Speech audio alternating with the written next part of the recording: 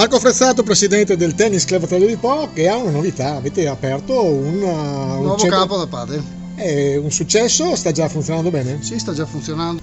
Ecco, il vostro è un club tra i più storici quanti soci avete? Abbiamo 150 soci circa, in aumento, molti ragazzini, una quarantina, cinquantina di ragazzini piccoli che giocano, fanno scuola tennis. Abbiamo scuola tennis da ormai parecchi anni. Ecco, tra l'altro avete avuto degli atleti che si sono distinti anche a livello regionale, o sbaglio? Sì, alcuni anni fa un ragazzo, un nostro iscritto, è andato in finale insieme a una ragazza di Adria. Abbiamo fatto la squadra qua da noi e siamo arrivati in finale ad Abano dopo tantissimi anni, under 14. Adesso stiamo facendo la D4 con tutti i giovani.